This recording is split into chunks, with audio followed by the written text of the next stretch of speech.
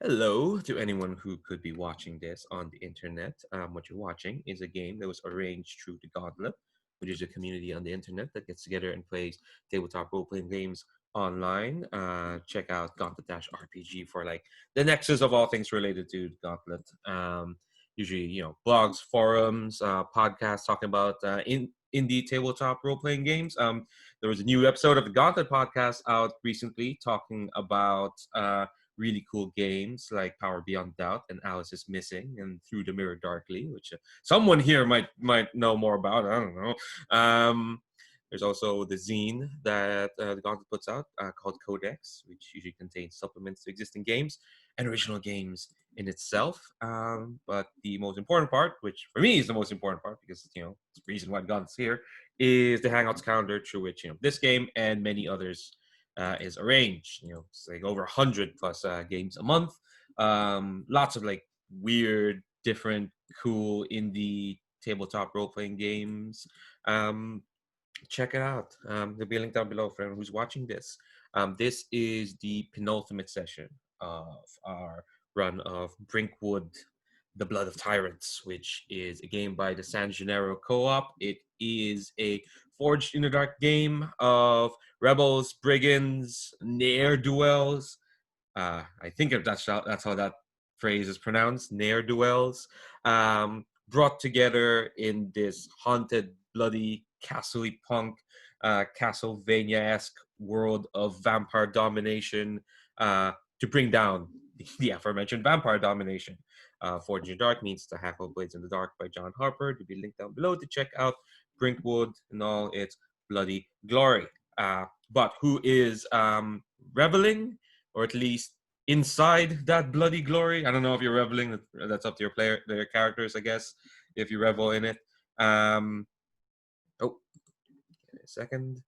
Wait, just inviting one person. But yeah, let's introduce. Sorry about it, Stephen. We're here. We're just in the middle of starting, but don't worry about it. Sorry about that. No worries. So where was I? Oh yeah, characters reveling in bloody glory. Well, I don't know if your characters are reveling in that, but let's get to know them. So introduce yourself and your character, and a cool thing that they did last time. So once again, apologies, Alan. I have to start with yourself. Sorry, it just took a sip there. It's like, oh no, I'm in mid spiel. I'm calling out Alan. Oh no. Yeah, my name is Alan. I use the pronouns he, him, and so does my character Drell the Foundling. Drell is I suppose, the closest this world has to a base human, a foundling raised in part at least by the Fae. And he is, I suppose, he's the hard bastard in the group, I suppose. And in terms of last time, Drell spent most of the time watching, but I'm hoping he's going to drain a vampire of all its blood shortly. Hoping. Okay. All right. We see what you're hoping for, Alan. We see. I'm just kidding. Cool. Up next, Jamie, why don't you introduce yourself and your character and the cool thing they did last time? Yeah, so I'm Jamie, they, them pronouns. I'm playing Betula, who, how would I describe Betula? Betula has sworn a pact of solidarity, but is often too willing to give themselves up to the mask and see where that takes them. So what happened to, and they are, I should describe what they look like. So they are sill folk and scale folk.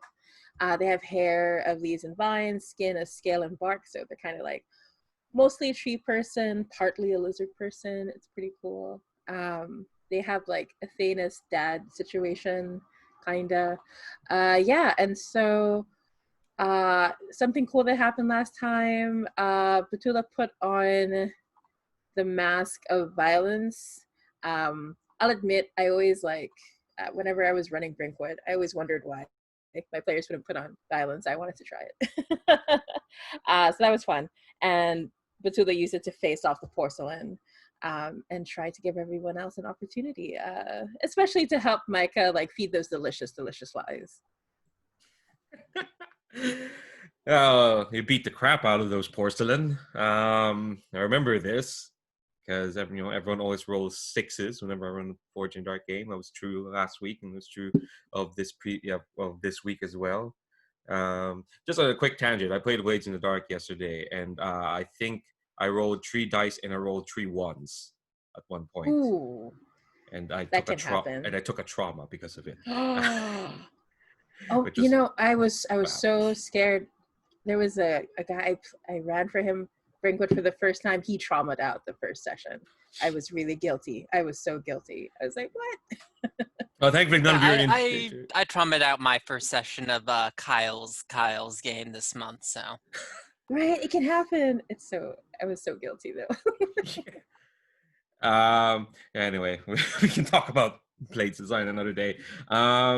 Cool. So up next, joining us from what sounds like a pastoral, bird-filled lake, Maria, tell us about yourself and your character. Yeah, I am Maria. I use she, her pronouns. I will be playing Yannick, who uses he, they pronouns. He is the softest character, maybe, that isn't like all about that bloodshed, kind of more about let's just free the people from oppression and get them so that they can be part of the old faith, which is like a faith of small gods. And he is sun dappled and part, I guess, hill folk and salt folk. He was raised by friars and is starting aspiring potentially. But I think last session his major role was I'm going to try and distract these people by being bad at convincing them to stop these people so that they had just attacked me. And I guess he was good at being bad. So that is what Yannick did last time. Aww. So I just noticed this picture you used for Yannick has what looks like a semi-invisible sheep armadillo next to them, which is amazing. Isn't it just a normal sheep? Is it? I guess. Yeah. It's a particularly cute. Oh my sheep. gosh, the picture Steven just put in is really amazing. Yeah, speaking of Steven, tell us about yourself and this character and the cool thing they did last week. Yeah, and I resent Maria's insinuation that there is no one softer in the group than Yannick. There could be more than one soft boy. Yeah, okay. I am playing the adorable dear boy Micah. I came on to the carriage in the form of lies. Basically, I taught this guy some good lessons through some entirely truthful information.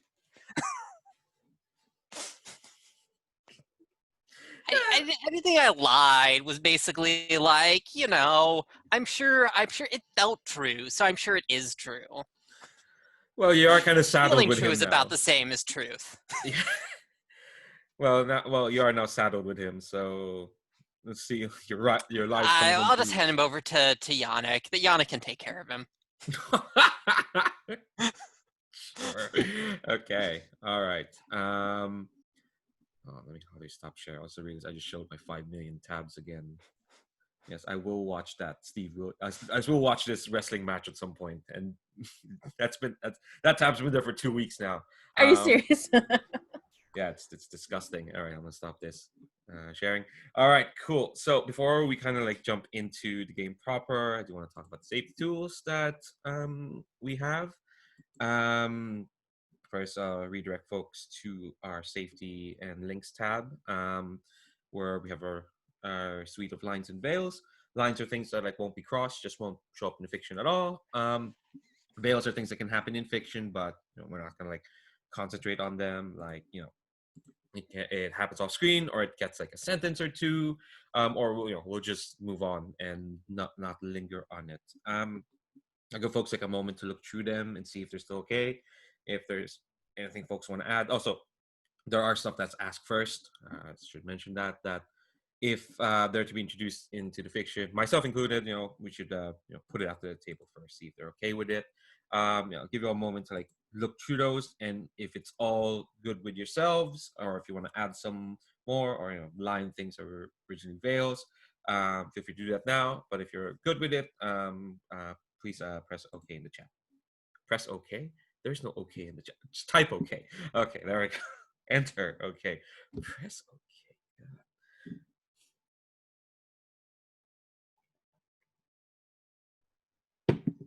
Okay.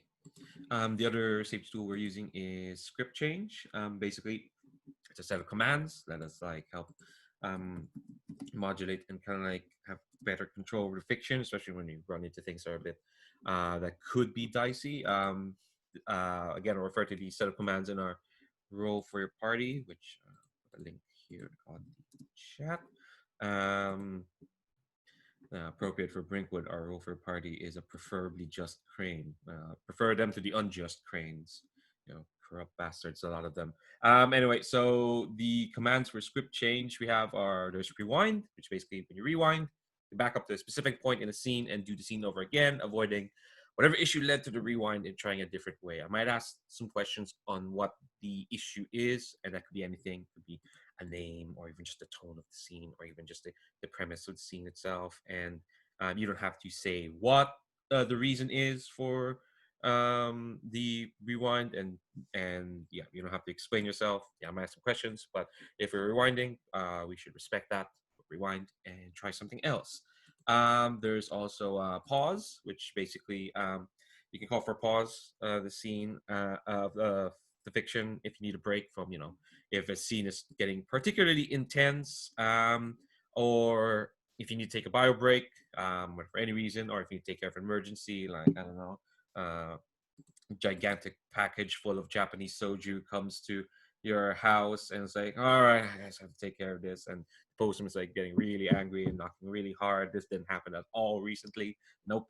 You can call for a pause and you can take care of it. That, or even if like you want to pause, like seek some clarity about what's happening, or like, what's why are we doing? Why are we suddenly into this and doing that? That's all perfectly fine. It's a lot of cognitive load to take on when playing games like these. And finally, there's fast forward, which basically, when you fast forward, you fade back, and advance time is needed to avoid content or elements of play, or just move forward in time. It's kind of back to our veils kind of chat, where like, if there's something's happening, we don't need to linger on it. We don't need to like focus on it. We just fast forward for sure. Okay. I should also mention that part of pause is the open door policy we're using, which basically, anyone is free to step away from the table at any time, whether emergency or you're more tired in your thought and need to like retire. That's extended to myself as well. Okay. So before we kind of like get to the how last week's foray ended, we ended on the image of our dear Drell about to round upon this poor vampire whose legs are tied up and he's all upside down. He's tied up in a branch. He's not having a good time, this vampire. And Drell has taken on the Mask of Torment. So before we get to like how this payoff and whatnot, let's finish that scene off. So go ahead, Drell. Can I mechanically, Leandro? Can I just check? Is vampire blood valuable?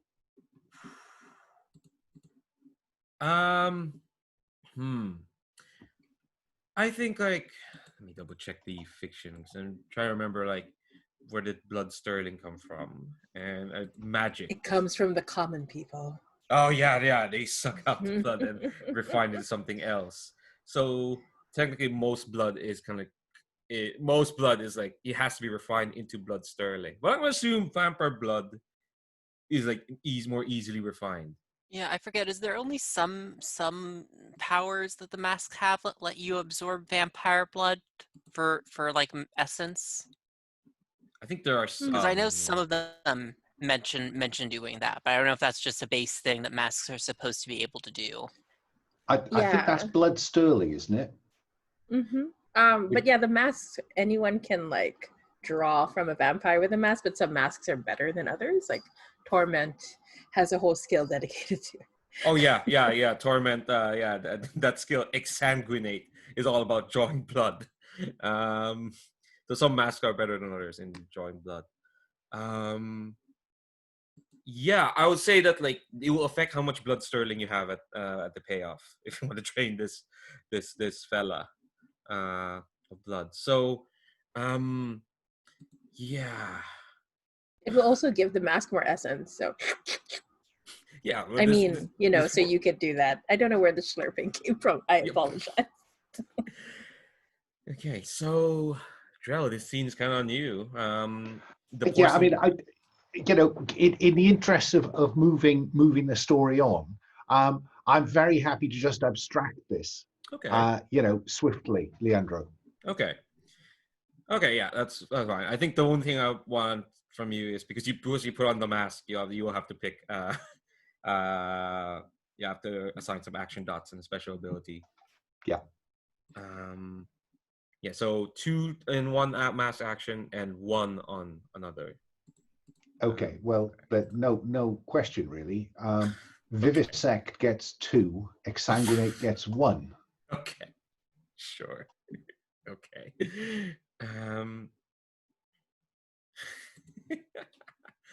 Also, yeah, I apologize. All the masks seem to want the vampires to survive to make a point. They're all unified in this for some reason. Sorry, I just saw that note at the very bottom. And then how do I determine how much essence I have when I put it on? Oh, you roll how many oaths you've pledged that have not yet been honored. So at this point, it's just 1. Okay. Top left is 2. Okay, so you get. I'm trying to remember this because I always forget. You get 2 essence. I think is from 1 to Okay. 3. And then I can spend that essence, can't I, to activate a special ability?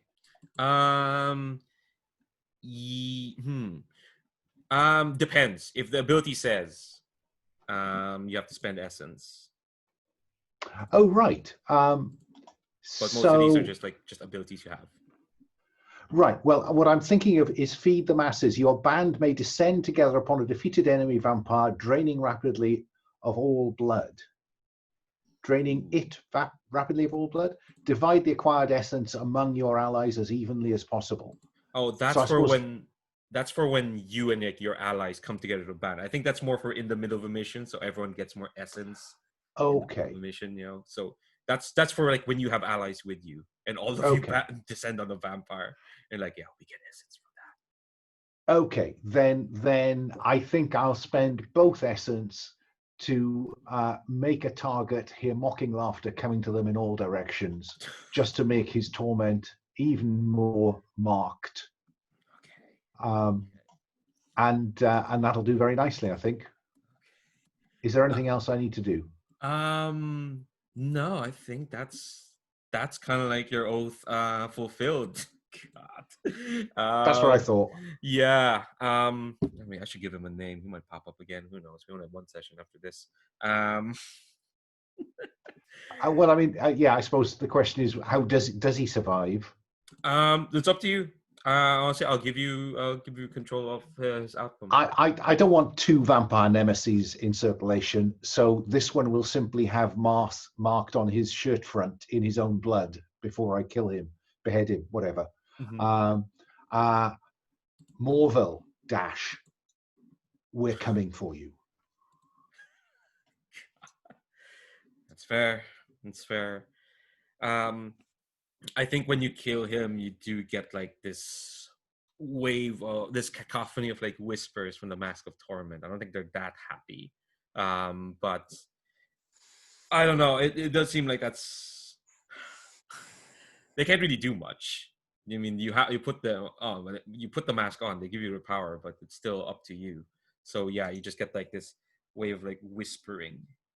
But they're still masks. That just means someone else will have to pledge an oath. Cool. So I guess like the four-way's kind of finished. They've taken off they've taken the tax man. So I assume Drell, when you come back to the Brinkwood, you'll find um the three of them with this poor bloke Tobin. Unless I don't know, unless there was anything else the other three when you ran off in that carriage you wanted to do with him. I mean, the mask told me to. We're taking him. Is that what the mask told you to? Okay. Okay. So you know what? With that image of Look, the mask told me with some interpretation. If the mask wanted something else, it should have been more clear. Okay. All right. Lesson learned. Masks should be more clear with what they want, unless it's something you don't want. Apparently.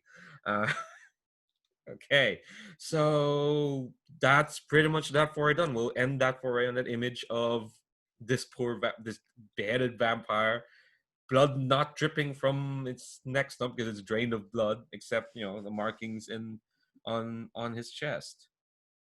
That's fair enough. So yeah, let's do mask XP real quick if people can remember. Happened last week. So start from left to right in the masks tab with the mask of violence. Betula, did you fulfill your oath? Ooh, yeah, because I said that I would contain the anger that the people had towards the tax collector, and take it upon those who protect him. So yeah, I think so. You guys took it upon him, yeah.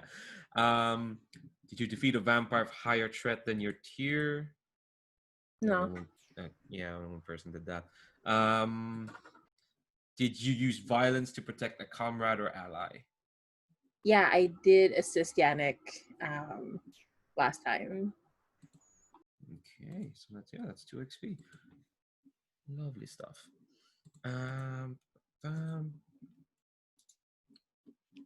And so, speaking of the Mask of Lies, Micah, did you fulfill your oath? Yeah. The oath was to show this taxpayer, but there's another way. Drag them kicking and screaming towards that other way, but that's I mean, I fine. didn't drag them kicking and screaming. Oh, last time he begged to be taken to the Brinkwood. Yeah. I remember Okay. that. Oh, right. Well, because he was convinced that his protectors were going to behead him. Yes. Thus, he was not kicking and screaming. Okay, all right. Fair. Fair. Did you defeat a vampire of higher threat than your tier? No. No, that was all Drell and Yannick, technically. But I did teach someone something. Actually, I know I both taught someone something, and I also learned something important about that one, about that threat that's approaching the Brinkwood. Oh yeah. Yeah. The Master of That Ceremonies. could be 2 XP just for that. Yeah, I'd say that, yeah, for sure. And the last one, Yannick, you did not put on the mask. Drell, the Mask of Torment. Did you fulfill your oath? You tell me. No, I think Mask of Torment was clear about that thing surviving. So, did you defeat a vampire of a higher threat than your tier? Your tier is 0, so all vampires are higher threat. So yes, I'd say that. Did you care for an ally either physically, emotionally, or mentally? No. Gosh, that's fair. All right, just that 2 XP. Cool. All right. So before we get into scenes with each other, and I'm very much taking this session. Oh, before we get into payoff, I do want to ask what folks want to what do folks want to get accomplished with their characters? Like what scenes do they want? What moments they want to hit? Basically, I want to make sure that everyone has things they want to get done in this and also next week's session. Since we're only here for one more after this. So is there any beats you want to hit? There things you want done? I'm fine if say if like some certain like long-term projects don't get finished, that can help color how your characters are doing. That's fine. Like any scenes between characters. Like I know everyone probably wants to have a scene with Micah because he's the new boy. Um, but yeah, have you think about that while I try to find the downtime part of this PDF? Okay. So, after a foray, PCs take stock of what they gained. Successful foray may add resources, contraband to the refuge. Okay, so resource and contraband. The band earns blood sterling based on what loot they seized and the scale of the operation. I'm gonna say this is a 6 blood sterling because it's a standard foray. You did get an entire taxman's carriage. He must have some stuff on him. I'll add an extra 2 for the blood you took from that vampire. So you have 8 blood sterling, and that's gonna be in the refuge tab. 2, 3, 4, 5, 6, 7, 8. Fun stuff. You may trade and/or redistribute up to a total amount of blood sterling equal to a community's sedition plus sedition level. For each blood sterling you trade, you gain 1 supply. Supply can be used for extra downtime actions. For each blood sterling you redistribute, you gain 1 sedition. This does not raise the cap on the sterling you can use during this barter phase. So let's say you want to redistribute to to one of the locations we have here, to the veins or whatnot. You can then give them blood sterling equal to sedition plus sedition. So you can give them 2 blood sterling to the veins, and they'll up their sedition by 2. But that is like the cap that you can redistribute to them to get sedition, or you can trade and get supply. Supply is good. So just so we can give 2 blood sterling to the veins, and so per blood sterling, sedition goes up by 1. Yes, that's if you choose to redistribute. If you choose to trade, you gain supply. So if we were to give 8 blood sterling to Shepfirth, we'd hit the 8 ceiling, and their status would increase to. Is sedition linked to status? Yes. If you fill up their sedition, their status goes up by 1. Well, we could shift Shepfirth from neutral to on side. Oh, but the thing is, you can only give blood sterling, a total amount of blood sterling equal to that community's sedition plus sedition level. So like, right now they have 0 sedition, so you can't really. So we can't give them any. No, you have to like do missions at that place. Oh, I see. Okay. Yeah, which is a shame. But how this like long term of this game is basically, you build up sedition and status to get a bunch of folks united. You start with people you have an in, depending on what choices you did at the start. Remember, we had to choose between those factions. Then you start building those up, and then slowly you kind of like spread. So you kind of like have to start with where you have a good status with, which. Do we know where Sir Morville lives? That could be a thing we do in downtime. But don't worry, like if you want to meet Sir Morville, yeah, he can show up. You can just say so because we're in the last 2 sessions. No, what I'm thinking is if we are going to meet him, it would be better to meet him somewhere where on good terms. We were on good terms with. That's true. That's true. The thing is, you don't know at the moment. That's fair. Okay, so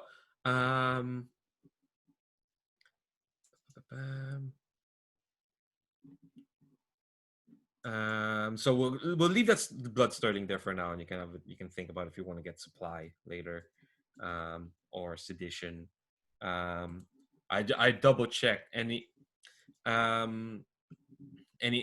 double check. You don't actually lose that blood sterling, only excess that you have beyond what you can store in the refuge. So that's all there for now. You can barter at any point. That's a mess up I made last time. Okay, so the band also earns contraband, which is either black powder, ashwood, or steel, although only if the operation was specifically undertaken to seize these goods, or if the opportunity to acquire them was taken.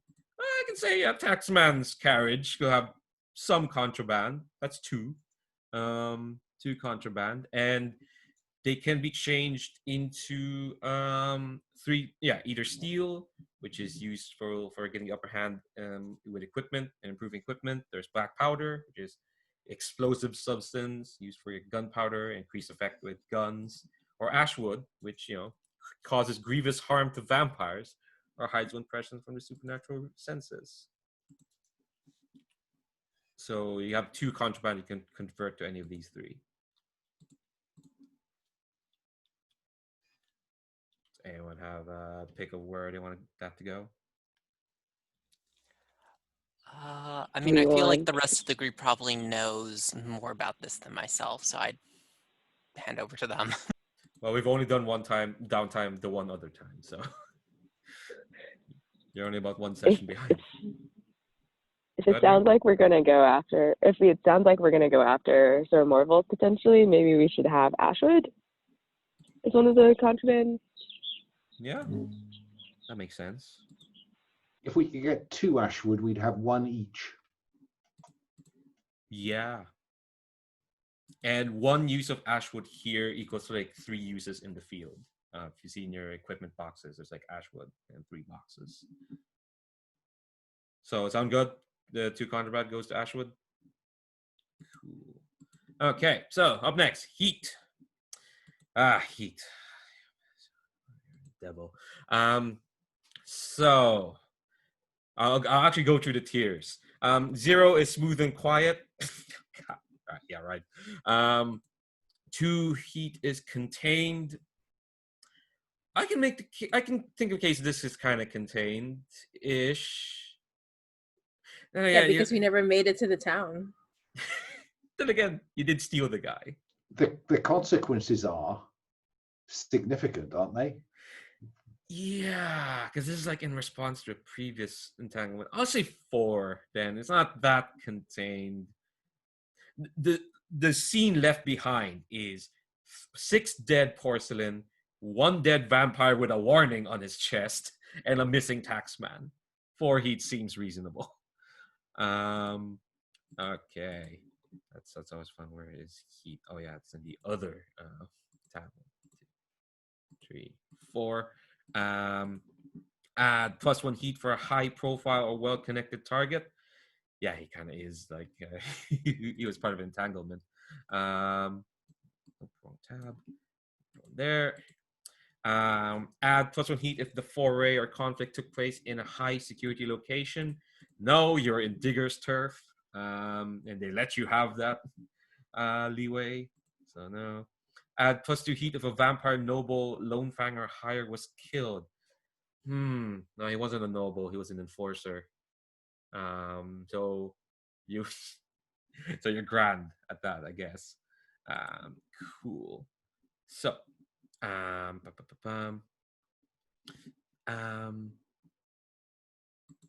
okay, I guess I'll get to roll entanglements now, which is fun. So let's look at this table. Actually, I'm going to screen share this. Lovely campaign reference table. Yeah. So, so far so good. Tyranny's still at 0. So I'm just gonna roll 2d6 and see how we go. Look, it could just be more collect taxes. Imagine if that were the case. All right. So that's a 6 and a 3. So 5, 6. Ooh, throw feast. What is that? Okay. Throw feast. Okay, create a 4 o'clock. Okay. So there's gonna be feast in a town. Okay, this actually segues really well with what I had planned for the last session. Okay, cool. 4 o'clock in a town. If filled, the brigands lose 2 rep, which is not great because rep is how you de-stress. Ooh, Ooh, this actually fits really well. I was talking last week about having a court party. There we go. I'll save that for when we get into downtime to flesh that out. But yeah, I think yeah. Okay, cool. All right, cool. I'll just stop saying cool. To myself. Okay. Up next is faction strength. If a foray account accomplishes an objective that would lead to the completion of a friendly faction's goal, villain takes on a faction strength cock accordingly. This is like the diggers' goal at the moment is to discourage harassment. Hence why they asked you all to scare away a taxman. You did more than that. You kidnapped him. Um, so I'm gonna say this is a major objective accomplished, and that's 4 ticks on their strength clock. So okay, so all right, so they're halfway there. They're halfway to bumping up their tier. This is how allies tiers go up. All allies tiers can start with 0. When you help them, you bump up their tier. That means you can do more stuff for them. They can give you more stuff. And that means you can unite them into like a conclave of rebel sympathizers, bring together an alliance of rebels of some sort. I don't know where that phrasing came from. I'm sure that's sort of completely new and original. Yeah, that's kind of like the long term of the game. I'm saying this now because obviously we won't be able to see that, but that's kind of like the aim of the game is to bring together all these disparate groups, do their goals for them. That's why they have stuff like patience and time, because they'll be like, "Why aren't you doing this for us?" But yeah, that's kind of like the overall aim. But that's for another time. Okay, so that's faction stuff. Sedition. Sedition measures how sympathetic a location is to rebellion. So that's the other thing as well. There are factions and there are and there are locations, and you have to like get both of them on your side. Let's see. After a foray, fill in ticks depending on activities performed. Let's see. Assassinating or kidnapping an official. Would you say that's like 6 ticks? Is it a majorly seditious activity? Yeah, you kind of stole a tax, man. The fact it's a tax collector, I think, makes it particularly seditious, doesn't it? Yeah. Okay, so that's 6 ticks on this place in Hogswick. So now Hogswick, you can give them up to 7 blood sterling to up that sedition. So that's how like that's how like doing stuff in certain locations like helps. So say you wanted to like what you had planned on in a long-term campaign, we maybe do a project or try to figure out where more Vel is, and then do a mission there to up this edition, and then maybe you can pay them to up the status later, and then bang, you've got a place that'll be happy to help take more Vel down. That's how it'll work like in the long term, for sure. But the diggers are happy with what y'all did. So you're all cool now in Hogswick. Even Steps Farm will live on. Cool. Tyranny, done that.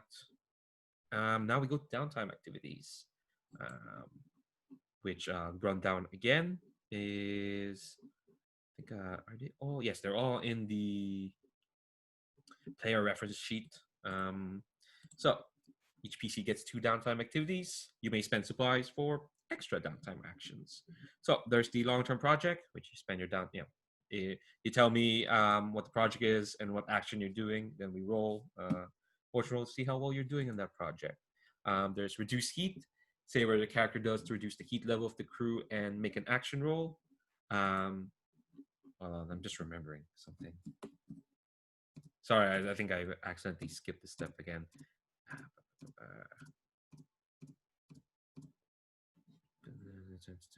Oh yeah, your rep is meant to go up. There we go. That's what I forgot. Your rep is meant to go up. Another tick. So you still have like +1 rep. Cool. But yeah, downtime actions. You can reduce heat. You can reconnect, which that means spend time aiding others. You get to unmark your associates. You can recover, spend 1 supplies and receive aid that removes your highest ban. Or you can rest, which is spend time resting to relieve stress, and you remove stress indicated by rep. So yeah. And interspersed during this downtime, you can do some scenes with each other, preparing and whatnot. What I've kind of learned from running and playing Blade simultaneously in the past month is that like downtime activities, that's interspersed. that's interspersed between interacting with everyone else. And you've got leeway to like interact with folks. So yeah, have to think about what downtime actions you'd want to do.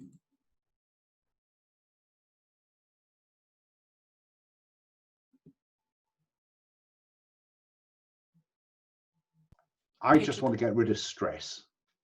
So I have 3 stress. What's the most efficient way to get rid of that? Let's see. Your +1 rep. So you can do what you did last time, which was rest, use your 2 downtime actions, like bring it down to 1 stress, and then you can maybe spend supply to like do other downtime actions you're interested in doing. Micah, were you gonna say something? I was just gonna ask what page of the PDF is. Which PDF do we look for the list of downtime actions? The player reference one. It's in the it's page 9.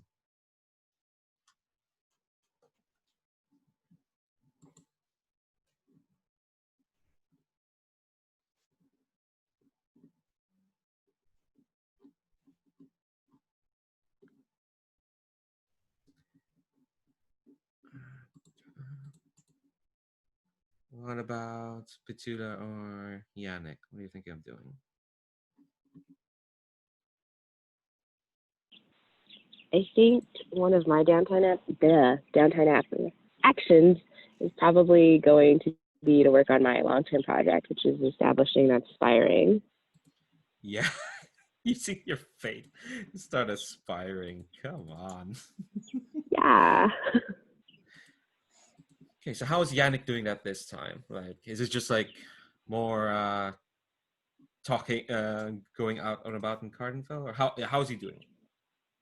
I think since last time he did like the walking and talking to people, I think this time he's gonna try to attune with kind of the small gods of the Brinkwood and see if they can send bird spirits or something to like further reaches of Cardenfell. Okay. There's something I should have mentioned. For any downtime activity, if you have a friend or a contact that help you, you can take an extra die to do that. That includes other PCs. Ooh. Do you think there's anyone helping you with this attuning? I can maybe Friar Gallon, a kindly monk who helped raise me. Yeah. Okay. Cool. Just to be able to meet this NPC. Yeah. No. Absolutely. Yeah. Where is he usually at? I think they're found.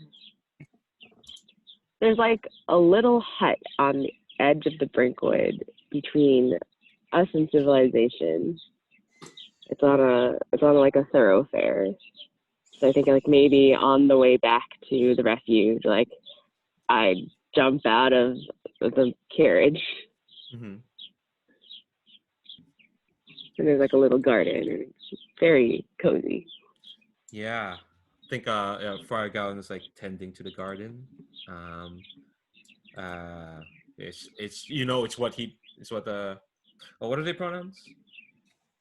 I didn't come up with them. We'll use they them. Okay. Yeah, they like tend to the garden to soothe their nerves, because it's nice and sedate. And they look up and they see you. They look quite pleased. But I think there's like a cloud kind of like over them because they see the company you're keeping. They say, "Oh, I hope you've come to visit for a spot of tea or some conversation, Yannick." Unfortunately, this will have to be faster than that. But I suppose some tea would not go amiss. What's your favorite I tea? can't promise that I'll drink all of it. Yeah, well, Oh, Friar it's Gallon's gonna going make to. your favorite tea, so you're gonna have to stay here and drink all of it. It is chamomile tea. Okay. He's very good at at it's very good. They're very good at making that tea. And I think I think during this like tea is like when the tuning kind of like happen during this conversation. Although I think they do Yeah. say that like I can help you in this matter, Yannick, but I will caution you that these. How much would they know of the refuge, of Celandine and these masks? I think they know that I've turned to this particular method. Like they know that we go out and do things. I don't think they know all the specifics of we exsanguinate vampires occasionally. Yeah, I think like they say like they'll help you in this matter, but these masks, these beings, we hear precious little about them, but of what we know, they're possessive. They may embody different traits, but one thing that's common to them is they like being embodied. They like being used to affect the world. I know. I know there has to be a balance, but we're so spread out and so weak right now that we need something more to help us. And maybe the masks are the only thing that can do that.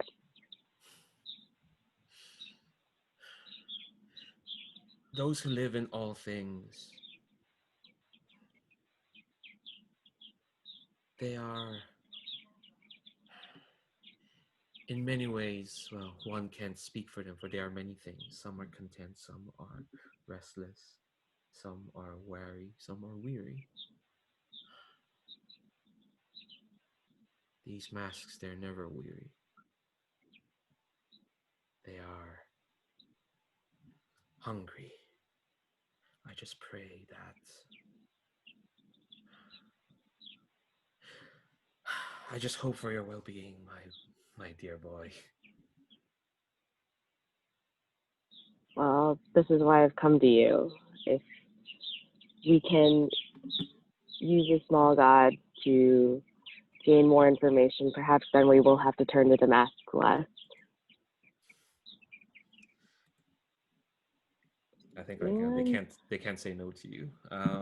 So your attune is at 2 dice, but you get an extra one. Mm-hmm. Thanks to Yep. Very good. Can you access roll for a party where you're at? Yeah, I have my laptop open. I'm just trying to save the battery of it by not using its camera. That's fair. Oh, okay. That's a 1, 2, and a 4. It was like 1, 2, and 2, but then one of the two switched to a 4. So Well, I don't okay. understand. That's much better. Okay. Yeah. So on 4 to 5, that's 2 ticks. All You right. can spend blood sterling to increase the result level for each blood sterling spent. So a 4 to 5 becomes a 6, and a 6 becomes a critical. You can spend 2 blood sterling to like get 5 ticks. Yeah. Critical is 5 ticks, and that goes up the How clock. much blood sterling do we have? 20. Can I use 2 blood sterling to get us aspiring? Yes. Or wait, no, not yet. Yes. I will do that then. Yeah. Okay, That's so another one. how does using you're using blood sterling to boost your attuning to these small gods. How does like I know. oh how does that what does that look like? How does that like feel to Yannick? Kind of like having to turn this. Is this like something he does in front of a friar, or maybe just something later when you're like, all right, you've attuned to like the small gods, maybe to boost that connection, you don't do these in front of I them, think or I don't know. I think I do it in front of them. Like, I think it all happens at once, and like I think that like kind of sheepishly, or like in a sort of, I don't know the exact words, but it's like, I don't know what you think Bloodstory looks like, but potentially as I'm attuning, I also do whatever gruesome thing using Blood Sterling looks like, and I look like I'm not particularly proud that I'm doing this in front of the friar, but it's necessary to get the reach, to reach as many of the small gods as possible. God. Yeah. So I think they see that, and after you're kind of done, all they say is, "Let me make you more tea."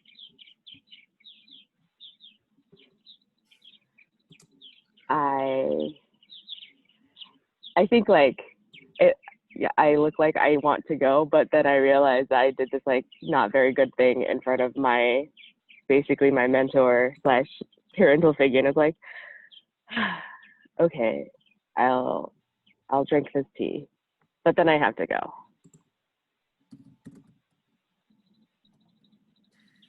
That's fine. Okay. Gosh. All right. So we'll move on. So you've actually been lingering for a bit because you finished your spiring. What does that look like? Like, you could be big picture. You could be a bit broader picture about this.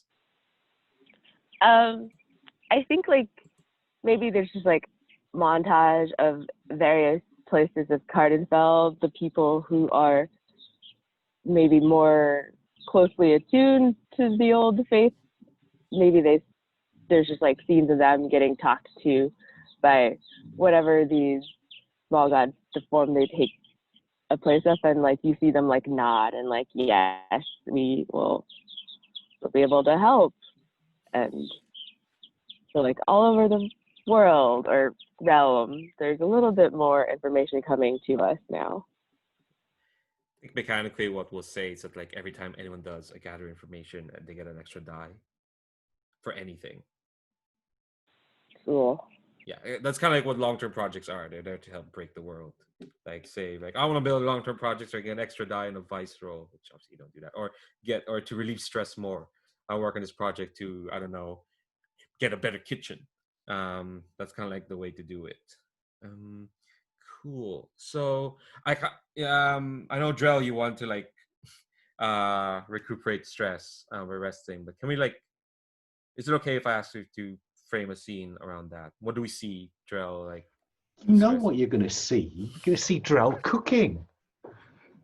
This is what every downtime looks like. Drell cooks interspersed with other people doing stuff, other stuff. Does Drell know what Micah likes for food? I don't know if Drell cares what anyone likes. Drell cooks what Drell likes. Why would anybody else not like his wonderful cooking? Experience suggests that everyone loves it. Or at least they never tell him that they don't. Well, We lost Jammy. Oh yeah, they had to. Oh, okay, I see. I just saw the message. Sorry. Yeah. Yeah. What's Drell cooking? Well, rabbit stew sounds like a decent kind of starting place. Whatever he hunts and gathers, wild herbs from the forest floor, those special fey berries that make things really tasty, that kind of stuff. Yeah, and I assume everyone who's been at this refuge, is down for that sort of thing. Is Micah down for that sort of thing? I'm wondering. Yeah. Some of it, all of us can definitely digest the flesh of other animals. Yeah. I just kind of I just kind of when they're not looking, like spoon it into Yannick's plate. Oh, actually, let me scroll back a bit because this is like Micah coming to the refuge, for the first time. And geez, it's been a while since we described this damn refuge. It's like in the roots of a tree, right? If I remember this correctly. Yeah, it's in the roots of a tree, and Yannick and Betula spend a lot of time on top of the tree. But like in the undergrowth underneath the tree is where the general refuge is. And the general like meeting place is also the kitchen / dining room. It's nice and homey. But yeah, I guess like Micah, you were in a ditch not too long ago, and now you're here. Uh, you don't see the Fae that brought you here around the moment. You're with like a shivering, nervous Emmanuel Tobin, your new tax friend. How are you doing, Micah? I shouldn't be worried. As I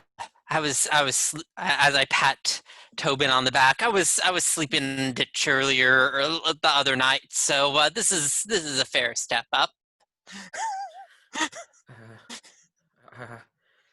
Are you sure? Wait. You're not even. Were you even with these people, or were you?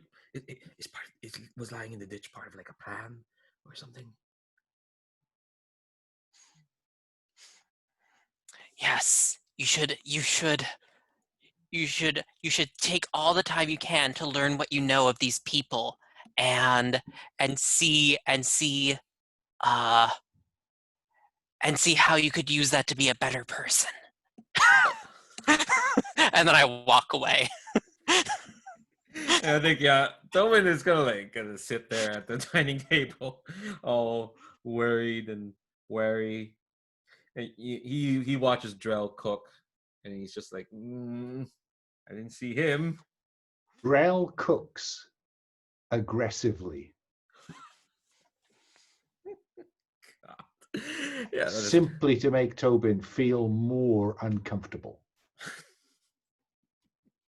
which Drell probably needs to, because Tobin didn't see you. Has not seen Drell until Drell came in. God. Oh God. I don't like tax collectors. But why ever not? Because they collect taxes.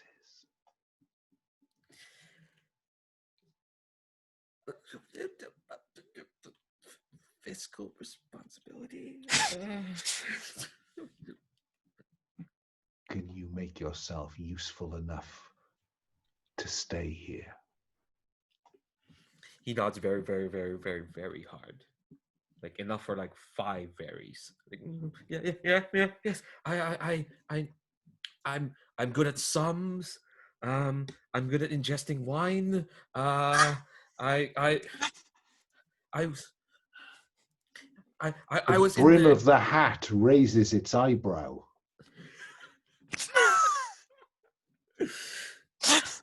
No, wait. I've been to the court of the Countess. Tell me everything you know about Morvel. I think like he nods and whimpers, and I think we've been here for an hour. So that's a commercial break for the episode. So let's come back in like good 10 minutes. Stretch your legs, think about what else we want to do in this downtime. So yeah, be back in 10.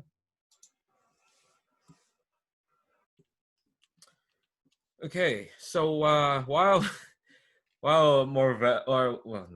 while Tobin's being interrogated by Drell, turn to Micah. You have a downtime action you want to do. Well, I mean, first off, Micah goes out wandering in the woods for a bit, just as unrelated to any downtime action, because I find sometimes some of these other folk, for some reason, leave out some perfectly good eats by these trap thingies. Never really got why.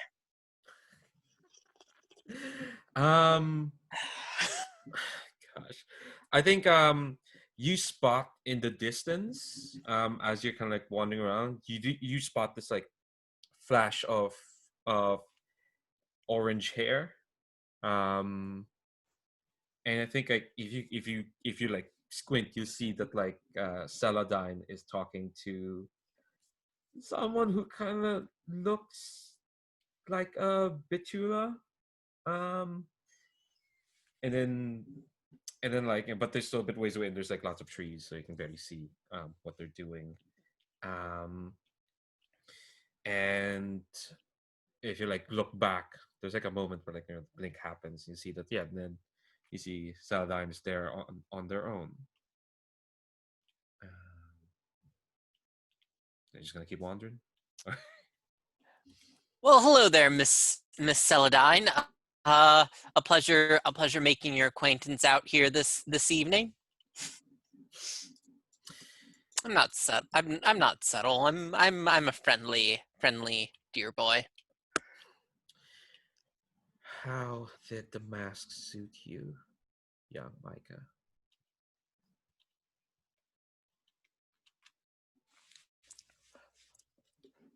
Oh, it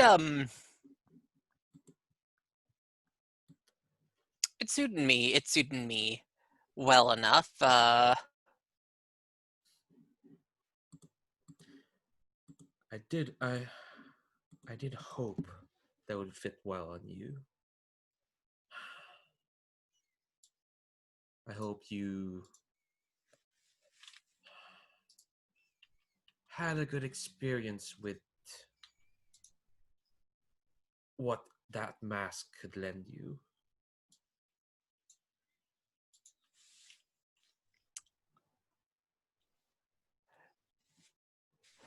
Yeah,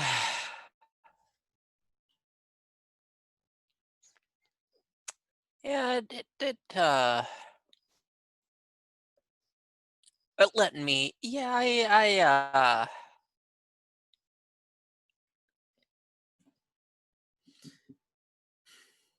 it let me a bit. It let me a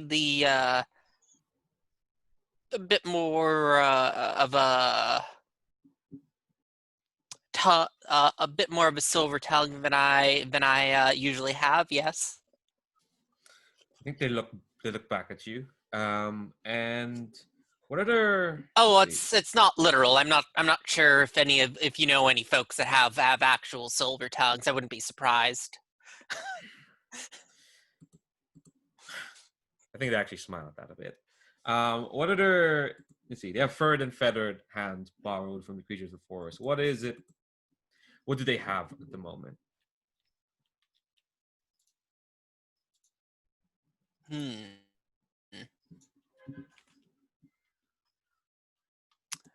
Um.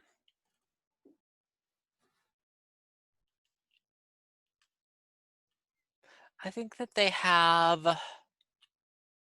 and this is hands, right? Mm-hmm. I think that they have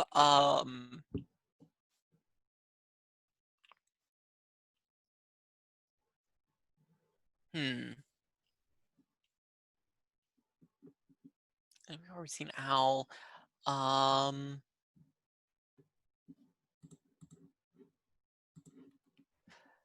Yeah, I think that. Yeah, let's just give them some rabbit's paws this time. Yeah, Rabbit's paws. Someone still holding that necklace. Like they're very they're very they're like a bethumbed version of a rabbit's paw.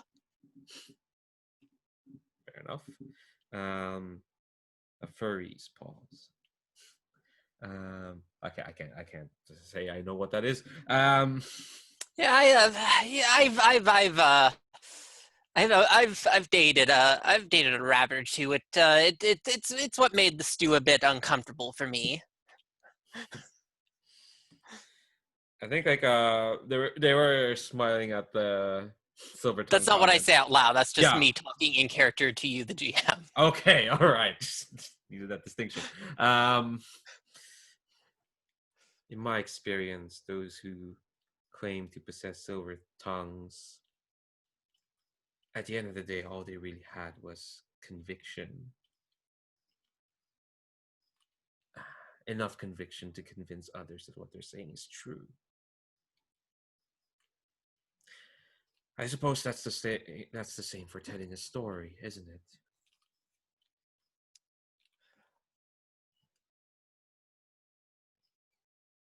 Well, I like to think that my pretty eyes helped, but I think I'd agree with that. Here's the story I want to tell, young Micah. Story that I brought you and Drell and Yannick and Betula and Duhan and so many others together. It's a story of freedom. A story of victory.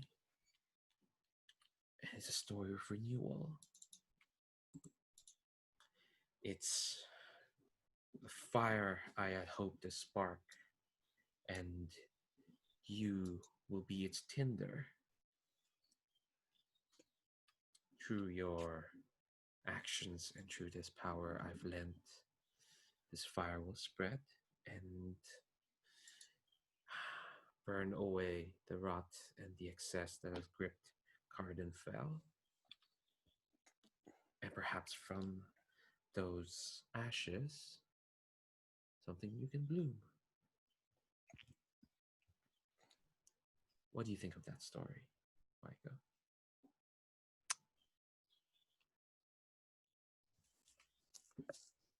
Well,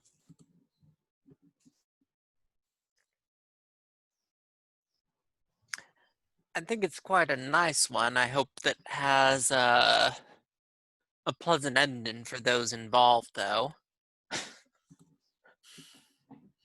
I think their smile was a bit more sad. Let's say that. We can only strive to create the ending we want to see in the world. The problem is, well, we're not the only ones in this world, and all the endings they want cannot come to fruition at the same time. Just have to make sure our conviction is stronger.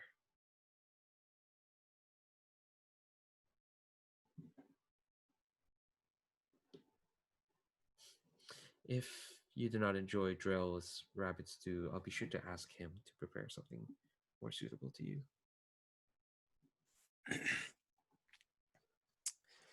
You wouldn't happen to be able to recommend any of the grasses over the other. I prefer something a bit spicy myself. I Because think I wasn't all serious. When a deer folk says they have some ruminating to do, they mean that literally. Oh yeah, no, I get that absolutely. Yeah, I think she'll yeah, she'll smile at that, and she knows where the good the good grass is in the Brinkwood. You're not the only deer folk who pop by here. We had one recently, one of the diggers. Yeah, then we can go away from there, unless there's like a specific downtime action you want to do. Nah, that was all like me just wandering through the woods was, as I said, that was just me doing a random thing, just presumably messing up Drell's traps by just like going, these are some nice vegetables that someone kindly left out for me. That's fair. That's fair. Yeah. I know, like, yeah, everyone has like, yeah, one or two downtime actions, but you have to do all of them. We can't just like take it easy for this session. I'm gonna set up with this feast what happens next session. Yeah, I'm You do have 4 stress. Like, yeah, I was thinking of that, and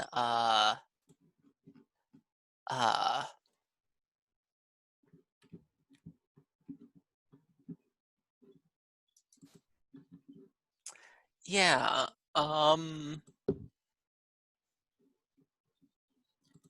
you want to play games with someone? Yeah, I think I'm trying to teach them an overly elaborate Deerfolk game where, okay, now I'm going to put this stick over here and I'm going to throw a ball to you and you're going to try to hit that ball into the stick. Is this sort of both Drell and Yannick? Or No, it's basically like cricket but even more complicated. oh, like I was asking, who are you teaching this game to? To all Oh, of I them? just try to I just try to teach it to everyone. So is it, I think it's fair to say not everyone will play. Oh, that just you can try to say no, but does Yannick take to this game? I think Yannick takes to this game, and I think they're like, Drell, it's our new you see, you recruit. hit the stick, but it bounced off in a counterclockwise motion, so that actually counts as a point for the other team. Well, I mean, isn't the goal of this And I game? should note that as just for international viewers, I do view baseball as cricket, but more boring. So just to clarify for folks. I know nothing about cricket or baseball. I know nothing either. I just Actually- know that baseball is more boring than cricket. People have forced me to watch both. Okay. So yeah, Yannick takes this. Drell doesn't. That seems, yeah. Tobin does not. Well, he tries to take his mind off. We will come back to what Drell and Tobin talked about. But yeah, so you do stress according to how much rep you have, which is just 1. So you're down to 3. Just fab. Okay. I think I'll turn back to Yannick. You still have 1 more downtime action, or is there like a scene you want?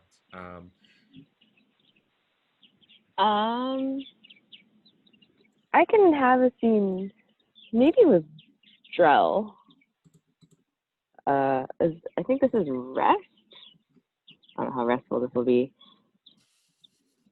I don't know. What's like, is downtime action just like talking to one of the other people? Can that be a down? Oh, I guess I have to do a hobby. All right. Yeah, I will be carving. Go ahead. I'll be carving Drell a new pipe. Okay. As I like stand behind him in the kitchen as he's cooking, kind of like leaning against the wall with it's early, it's in its early stages, so it mostly just looks like a piece of wood right now.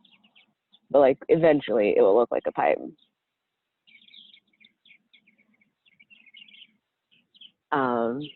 I think I'm just like, so that vampire,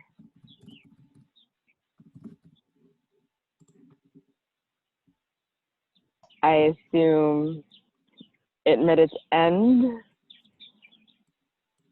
Screaming. Was it worth it? Yes. I was able to exact vengeance upon it. And how precisely does this aid our cause? I don't know, Yannick, but I feel better. Don't you also feel better by cooking? But that's just a pastime, Yannick. It's not what I'm for. But how many times have you put on a mask and, well, come back bloody and covered in gore? Not enough times. I think Yannick is frowning. What will you do when we are done with this rebellion? Well, that's a hard question. find another cause. And if you don't find one,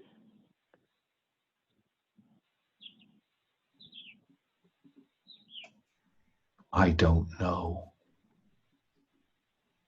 I worry for you, Drell. You're so used to having a knife in your hand. I think the Don't hat know. will nod.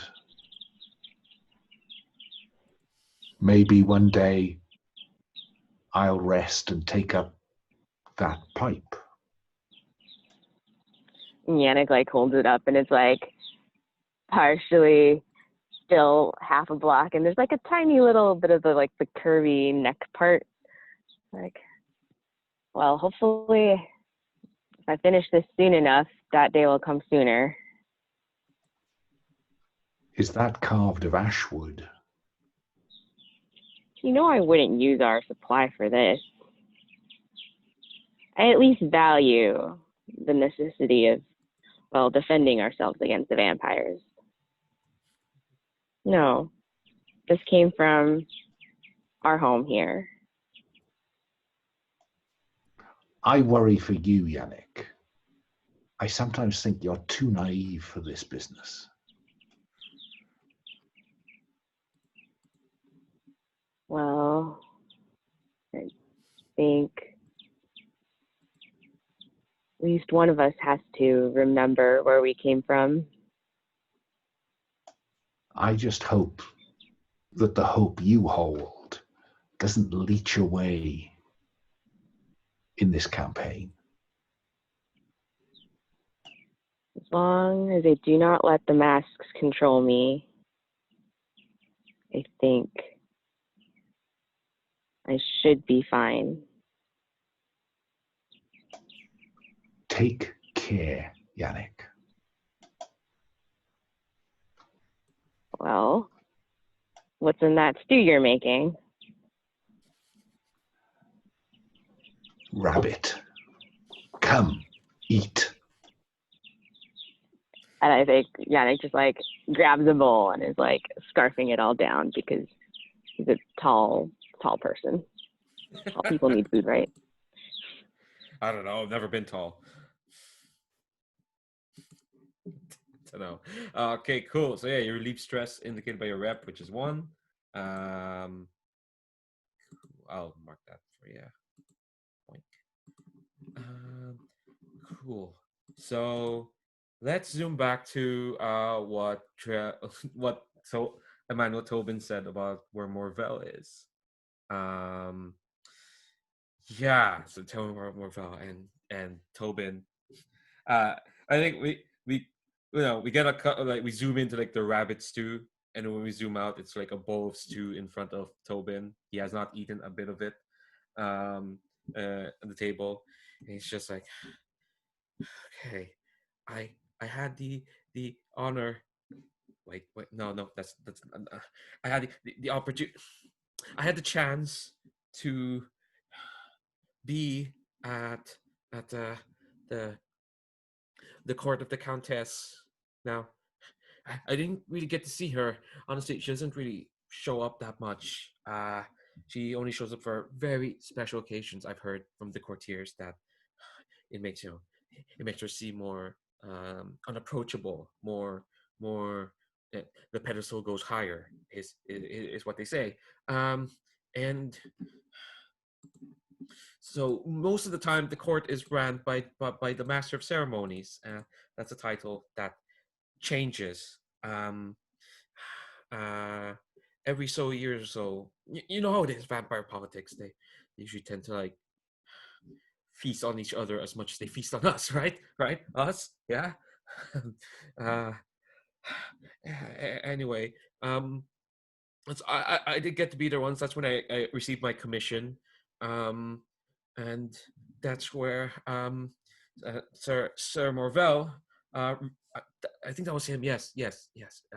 They were there to receive their new commission.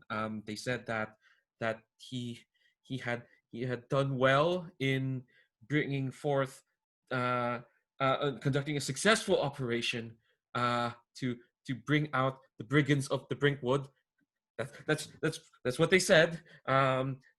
He said on court that that his venture in Shepherd Isle was a success, and that he brought these rebels out into daylight, where they could burn. That's what he said. I don't know if that's true or not. Was he limping? He he did have a cane on him, and his leg had these braces upon them. He did look poorly. He was coughing quite a bit. It caused quite a stir. You're not meant to show that kind of weakness in the court, but still, he received his commission from the newest Master of Ceremonies, who I hear that that this new master he has appointed Sir Morvel as his emissary to Cardenfell, and that the two of them are they're to throw a gathering of some sort at Innisfirth, the big town, quite close to here actually. There's to be a feast to celebrate the new master and and his new number two, which is Sir Morvel. You might be worth keeping alive after all.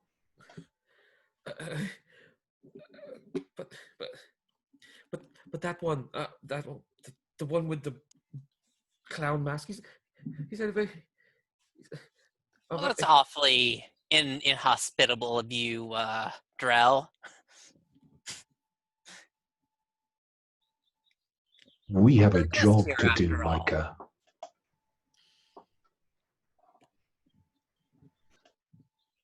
What was he about to say? He was about to say something about a clown mask? Yeah. Which was directed at Mike. Yeah, it was looking at Micah. Sorry, I misunderstood. Yes, that was not an insult towards you. No, well, I was, because the last time Morvel saw me, I was wearing a clown's mask. Oh, okay. So yeah, that's why we in character and out of character confusion, because which makes sense. And I think Tobin's just kind of he's. Oh, we both wear clowns masks. That's good. That's a point to bond over here, Drell.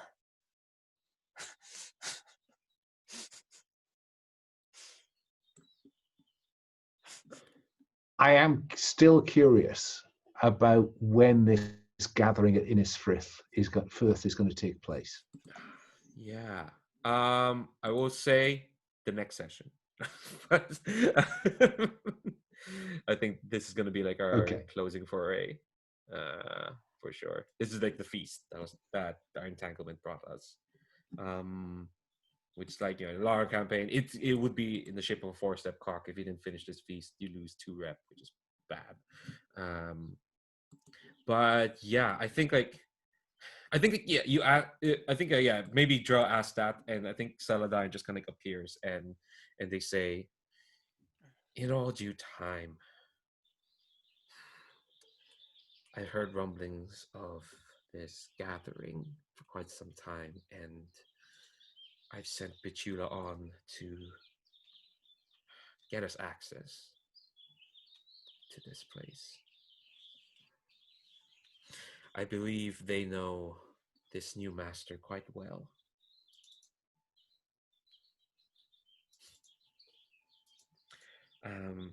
That's also There's a dun dun dun. Yeah. And we get a shot in the episode of this bulky figure walking into this kind of decrepit sort of ballroom with lots of covered furniture, and the windows are are covered up, which is fine because of vampire, and a bunch of servants kind of working, and then we cut to this bulky figure's face, and it's Ron Perlman, and Oh yeah, Stephen. Betula's dad is played by Ron Perlman. Okay. It's okay. And yeah, it's Ron Perlman. And he's just like, this will suffice.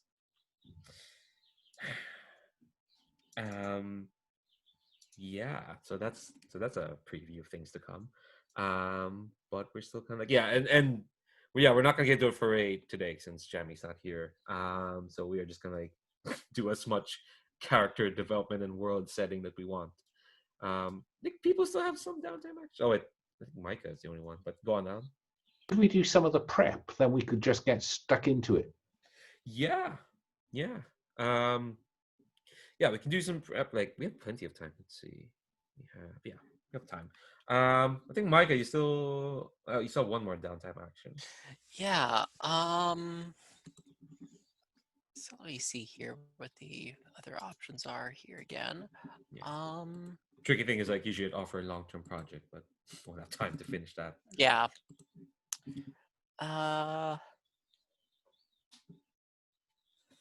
And my associates are still all unmarked, I believe. Yes. Yeah, you mark those for like when we do like gather info and prep for a foray. That's how they get marked. Okay. Yeah. You can just like if you don't have one, like you don't have to do it. I mean, there's no harm in doing another rest. Yeah. Oh yeah, my stress should be okay. So you just marked down one stress. Okay. Yes. Cool. Yeah. In that case, I guess that is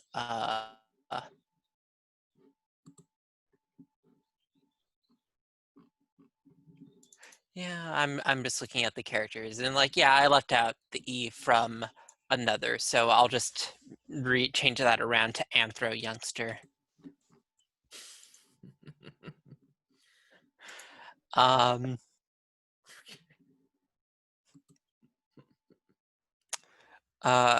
Yeah. I guess that what I will do is I'm gonna just try to relieve some more stress. Go down to 2. And then I'm gonna introduce the rest of the group once again, trying to force Drell into these games. I'm gonna introduce them to this to the fine dear folk sport of kick the ball.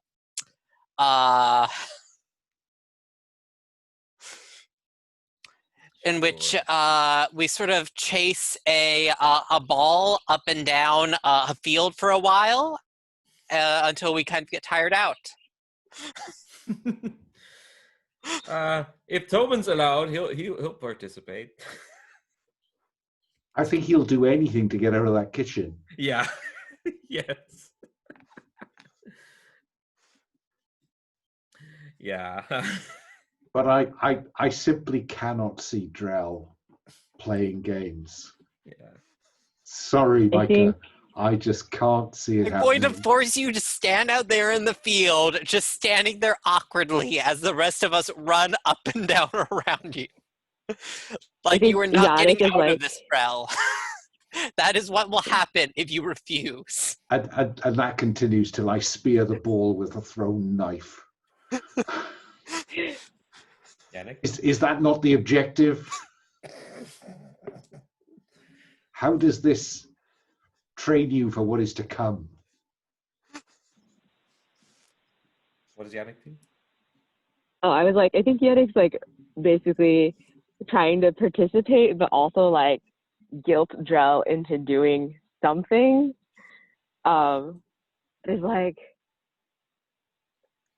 you see them like panting and being like, just one game, just humor. Oh no, you see, you're supposed to stop running when everyone's tired, Yannick, not when you're tired. That's part of the rules. Yannick starts running again. Like yelling over his shoulder. Drell! See, we're getting some good cardio in for Yannick. The hat tracks the movement. See, you said you weren't going to get any training out of this, Drell. You're just getting some good hunt training. It's moving target training for Drell. That is true. Okay. So, that's all the downtime activities done. We're now kind of like into, probably preparing for this feast that's gonna be thrown. Is it okay if I call Oh, for a hang break? on. There is a way to get an extra downtime, isn't there? Oh yeah, you spend blood sterling. Or you spend supply. You spend supply. Okay, I would quite like to spend supply to get an extra downtime. Yeah. I've just remembered that. Oh yeah. What I do you can't do? remember where supply is. Oh, there it is. It's in refuge. Because supplies, with one session to go, we're not going to get through. Supply, what does supplies mechanically do if other than this? Yeah, that's it. That's all supply does, is to get more Oh well, downtime actions. then fine and dandy. Because I want to, I want to meet up with where's he gone? Sieve, a grizzled sergeant, and just oil the wheels a little bit because I want to milk him for next time. Yeah. Oh man, our lovely behelmeted sergeant. Yeah, so how do you like let's see, let me read this stuff actually. Reconnect. How do you like reconnect with Steve? Well, I mean, the same way as I milk him, really. I mean, we play checkers, as I remember, in an inn in Innisfirth and Firth, unless again I'm misremembering that, where he's part of the garrison. And so I think that we it is almost exactly the same, except it's just checkers. There's the hat and the bucket. No expression, just an increasingly aggressive game of checkers that I will let him win. And I think he doesn't know. He doesn't really cotton on anyone. He's thinking, I don't know what you're up to these days, Drell, but you really must sharpen your board skills. This is hardly a challenge at this point. Oh, for anyone who's watching this, I'm covering my mouth because he's wearing a helmet. I don't want to do a Bane impression. And yeah, just a little scene of me re-establishing contact with Steve. Yeah. Yeah, I think that's fine. Yeah, and again, he has that tumbler of whiskey, which you don't know how he drinks, but he the just camera always sees him, sees it being lifted out of shot, and then cuts to his face, and then the tumbler goes back down. Yeah. Oh yeah, Bruno. I'm gonna share this. I can screen share this for anyone who's watching. I keep forgetting you can do that in Zoom. It's ridiculous. Yeah. So that's Steve. I don't know how he sees in that thing, but he can. Or indeed, how we know he is grizzled. He could be a young man. Yeah, and his voice is like sufficiently muffled enough you can't really tell. He has the hands of a grizzled sergeant. He might be wearing gloves. I can't. See, I tell said this of picture. Drell, but like, really, is there just a secret like society of like stacks of cats that just go around? Nobody can tell. Yeah, I was gonna They ask. just think they're people. They just assume they're people under there. Are all of Drell's associates like him in that they all hide their face? Well, no, in truth, no. I mean, you can see above Holgin, Oh, okay, yeah. the village elder. Well, I meant in the army then. Oh, yeah. Okay, that's fair. This is uniform. I love that it's still individualized. Like you've got the hat, and Steve has this bucket, this Pringles helmet on. It's great. Okay, so yeah, you can uncheck Steve then. So we'll use him for later. I was gonna say, can I call for like I'm calling for a break a bit earlier than usual because I need to use the toilet. So let's come back at 5 past the hour. And be right back. Yep. Cool. Okay. So back to the recording. I guess I just want to ask, like, yeah. So we are kind of like barreling towards. There's a feast coming, and a Master of Ceremonies is there, and we're probably gonna like. I mean, what else would you do with a Master of Ceremonies? But probably eliminate them. I think that's kind of like the foray we're headed towards. But since we're still kind of like in the free play zone, you can ask for like if you want to do scenes with other characters, or if you want to like or if you want to do a scene prepping for this foray. But I think definitely word inevitably like filters into the refuge. This is kind of like where they're going towards next. Yeah. I'm sort of interested in having a scene with Celandine at some point. Yeah. Yeah, and it's all been Micah who's got scenes in Celandine. But yeah, absolutely. Why don't we like kind of like lay out what folks want initially, and then we'll go through them like step by step. So Yannick wants a scene with Celandine.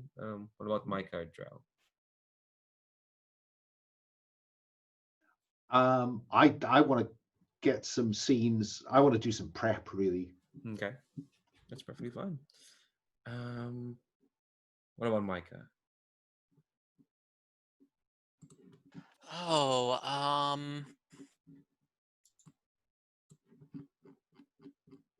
what do I want? I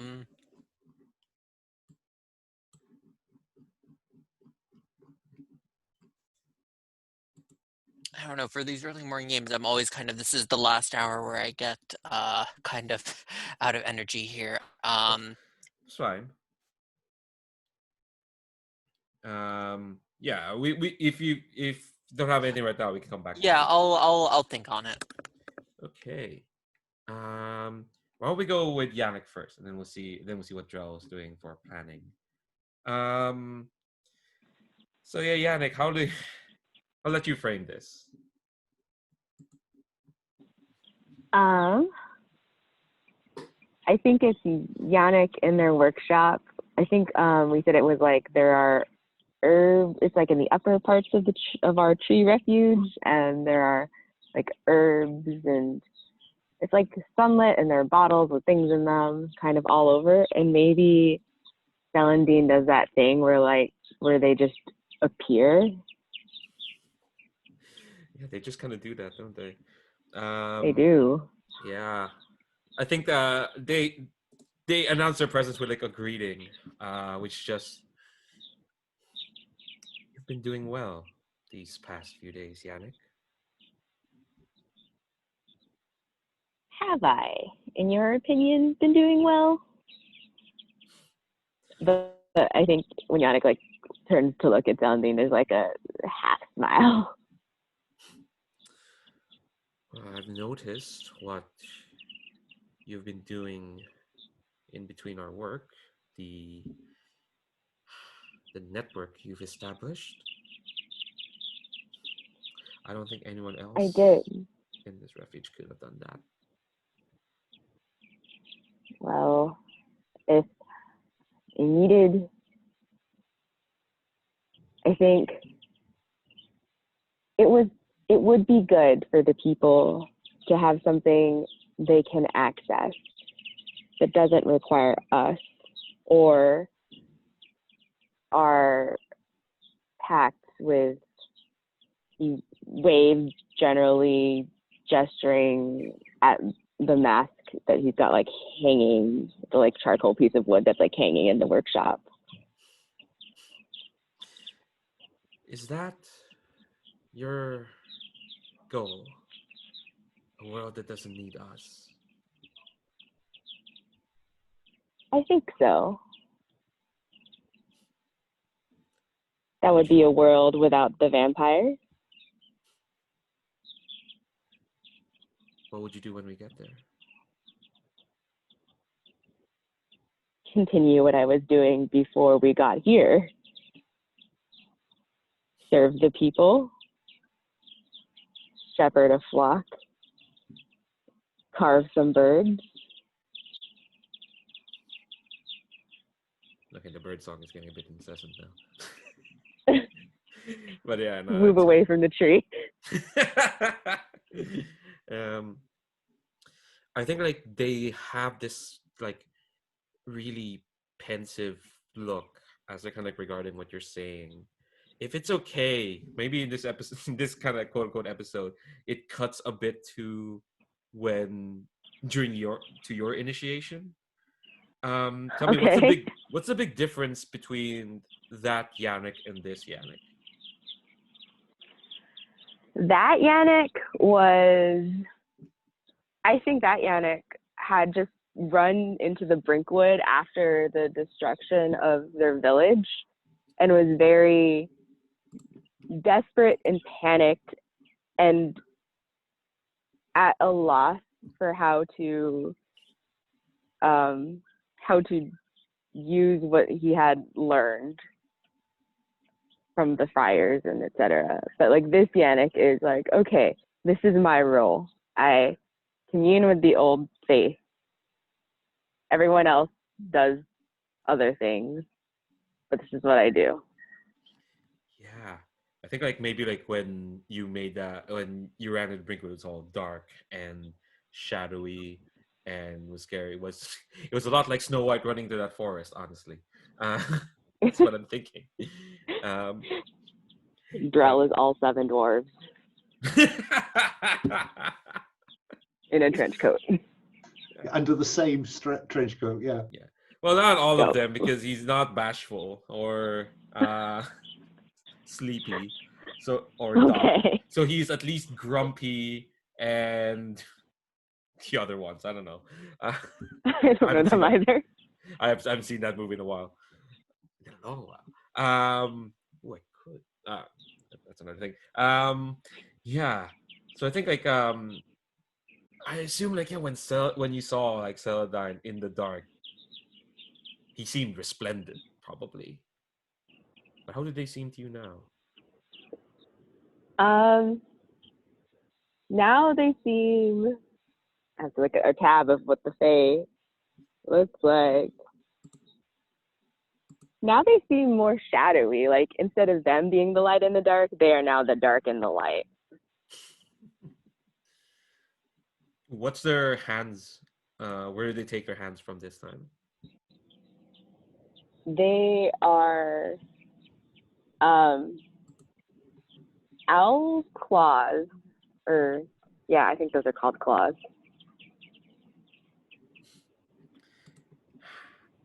I think I think like as they're still holding that necklace. They say Talons, that's the word, talons. talons. There you go. When I first met you, I offered you a chance to find and enact justice, and I'm proud that you found your way of doing so.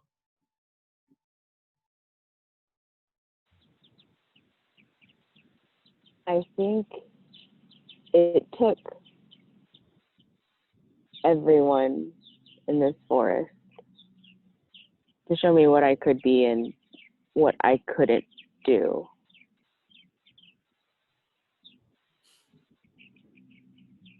I can't be Drell. I can't be Betula or Luhan. I don't think I could even be Micah.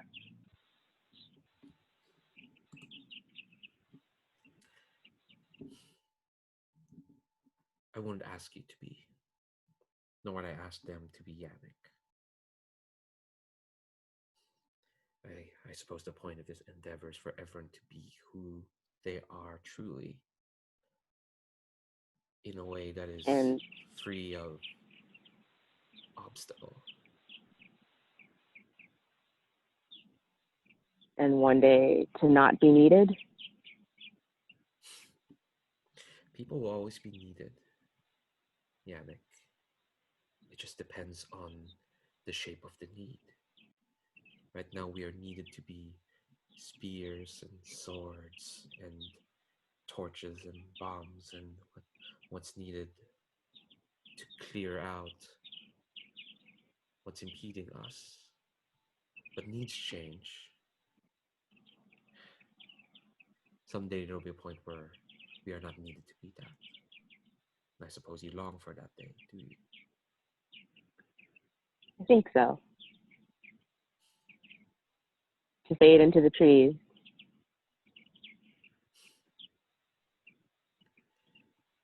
I quite envy that of you, Yannick. I'm You glad. could, Oh, go ahead. I was gonna say, you could fade too, could you not?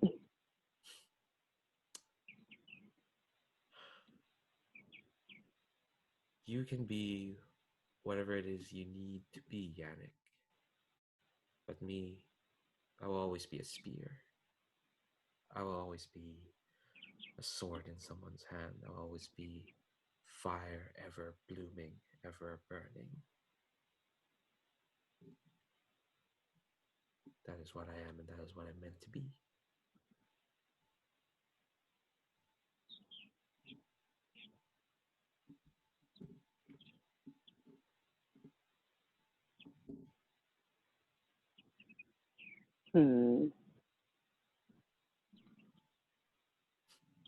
I think Yannick probably tinkers with a variety of vials and kind of is like just not particularly doing anything, but just like playing with them.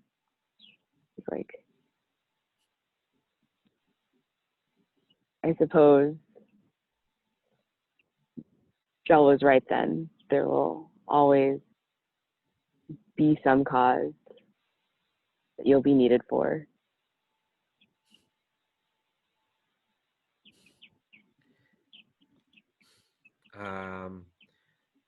I think there's like that long kind of silence, and I think you feel when Celandine just kind of like leaves your presence. Yeah. You don't really see how they get out of there, but I think just say kind of like sits with them, and they'll lead you back to your work. So speaking of Drell, what are you doing to plan for this foray? Actually, that scene has given me an idea. So Mhm. let me pursue it for a moment. Okay. So I think in that open glade where Micah has been kicking this ball up and down, I think we see Drell observing the game. We focus on the ball, and the ball, we see the ball kicked into the undergrowth. And then the point of view follows the ball into the undergrowth. And we see a young Drell, a boy of perhaps 12. The village behind him where Holgin has looked after him. But he runs into the forest and looking for the ball. And then a shadow falls across him. And somebody behind him says, "Run." And we see Drell hunted through the forest. And then cut to him taking shelter in a cave, and time is passing. So he's away from the village for some time, long enough for his clothes to get ragged. He looks skinny, he looks underfed, he looks harried and harassed. His arms and legs are marked where he's run through briars and thorns. And there's a small fire that he's got going in front of him. And we see a shadow, his shadow, cast on the cave wall behind him. And the shadow slowly begins to take shape and pounces. And he's lying there pinned on the floor, eyes wide with terror. And we hear the shadow say, "My name is Celandine. Now, run." Cut.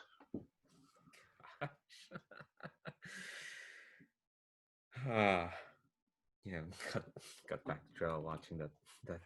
Because we need to know where this monster comes from. Gosh. Oh,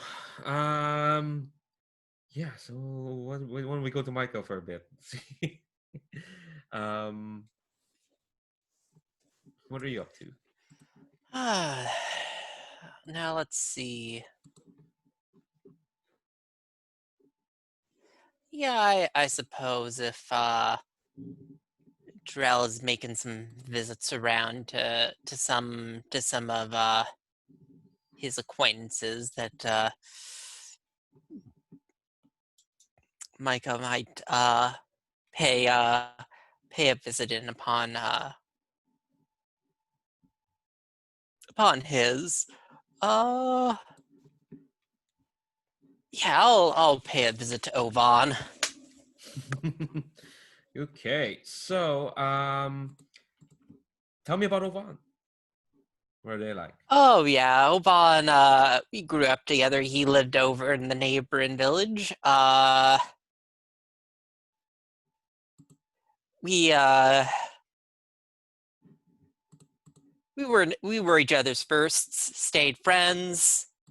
Uh and as Leander know, I'm never going to not introduce a romantic entanglement in my history if he asks me who someone is. Uh Okay. uh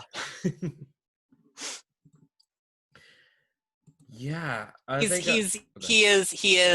he is the aforementioned rabbit I used to date. Okay. So I think like when you finally catch up with him, and it's like he ears twitching, he's giving you this like salty look, and says, "So, Micah, I assume your memory is as ironclad as when I last saw you."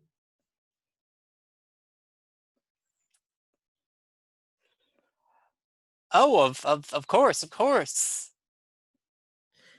Well, that's good to know. So, if your memory is as good as you say it is, do you recall where you were meant to be a few days ago at the village of Fletch Grove? Um, now let me see. I believe a few days ago I was lying in a ditch. As you're wont to do. Well, it just happened. It just seems to happen. You know, I fall into a ditch, and it's I fall into a comfortable position. I might as well stay there for the night. Uh, So, this particular ditch falling, did you choose to stay there for several nights? oh well, no, I ended up falling in with some folks, and Oh, uh, folks. Well, they must and be. a run-in with a tax man was had. Uh, His gaze softens at that, but it's still quite hard. And he says, "Oh, well, I assume these must be some very fine folks if they managed to delay you from an appointment that you had made with myself. Was oh right, happy birthday. I think they just like uh, tap the table in front of them as front of him as to say like, come on, cough up. You must have a present of some sort." Oh, let me see. What do I have in my equipment? All right, if you check one of those off, you can't have them in this next foray. 'Cause he Oh, I gives mean, you I think it's worth it. climbing gear, demolition tools, a rifle, ashwood, armor. Yeah, let's see. What here?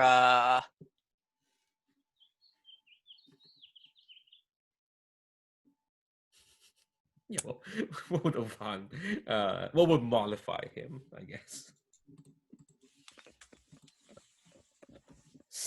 Well, I just got this wonderful cloak. It matches your fur exactly. And I think he has a kind of light brown fur, and it's a nice dark green coat that complements it nicely among my subterfuge tools. Yeah, the nice thing is like you're heading towards like probably infiltrating some sort of feast, and you're giving This is away. more important. This is Okay, more important. that's fair. That's fair. Yes, yeah, this is more important. I think like they take the coat. Somebody else can. I can take the stress and just wear the mask of lies again. Oh yeah, if you wear the same mask twice, yeah, you get stress. Yeah, I think he stands up, takes the coat, and kind of like immediately puts it on, and he's nodding to himself. It's just. I Okay. give him. I give him my cutest grin. And I am a deer boy, so it's pretty cute. Oh yeah, no, it's adorable. And he's like, at some point there'll come a time when you being tenaciously adorable is gonna go against you.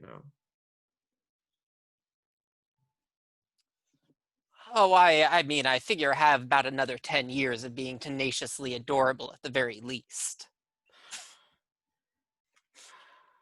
That's going to be such a long 10 years for Cardenfell. And yeah, I think like, he sits back down and he's like, catch me up, that sort of thing. Yeah. And now how secret are we keeping the whole like we rob how just out of curiosity, how secret should we be keeping the whole like we rob like tax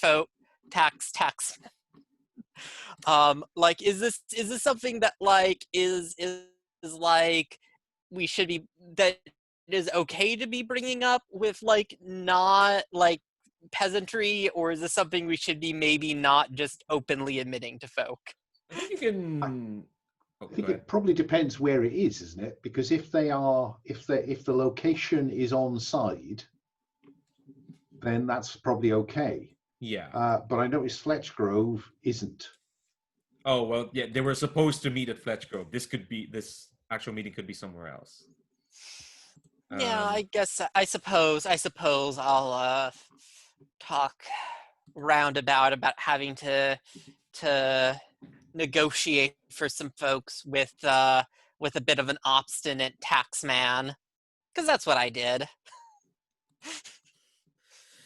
I think he's a bit suspicious of that. And he's like, you're not one to get caught up in something that's tax negotiations. It's a bit dry for you, isn't it, Micah? Oh, I can make any subject uh, a bit of a bit lighter, and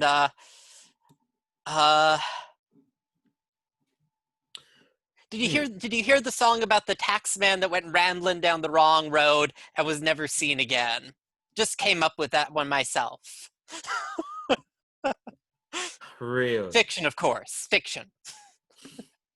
Really? Well, given what I know about your talents, maybe you wouldn't mind giving me a rendition of it to see if you can liven up something that dry.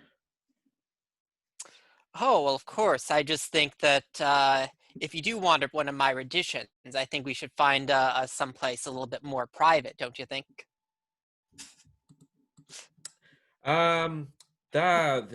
You can tell he's cinching up that coat closer to him. He's really enjoying this coat.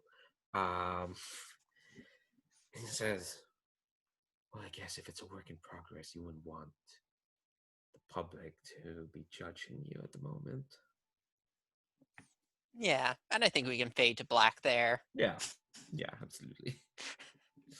I would say, like, mechanically, associates can do is like, yeah, they can and give you an extra die in engagement. Then you mark them off. I'm literally not asking him for any help. I just want to have a scene with them. Oh yeah, no, that's also fair. You can absolutely do that as well.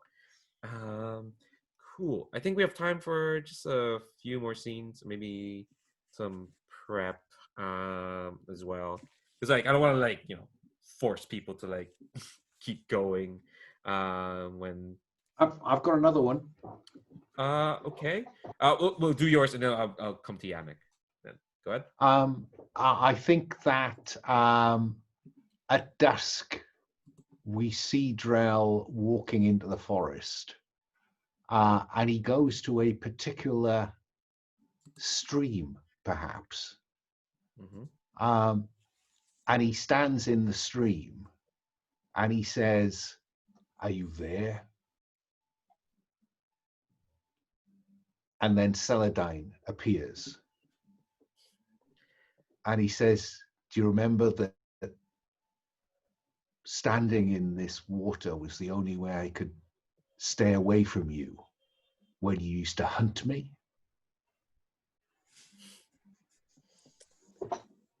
It was effective. Yes.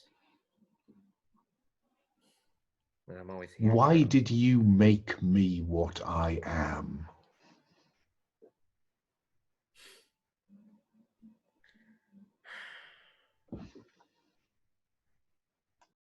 Because people are so infinitely changeable in a way that I can't be. I'll So always was this just entertainment for you? there is an end to it. And the end is what it always been for me. A cleansing of this land. It is what's needed. It is what my nature demands. But one fire can't do it alone. One spear can't do it alone. There had to be others. And I needed more spears. And I'm just another weapon.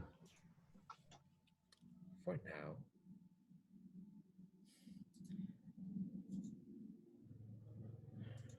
Yannick asked me what I'd do afterwards. And you've made me into someone who can't conceive of an afterwards.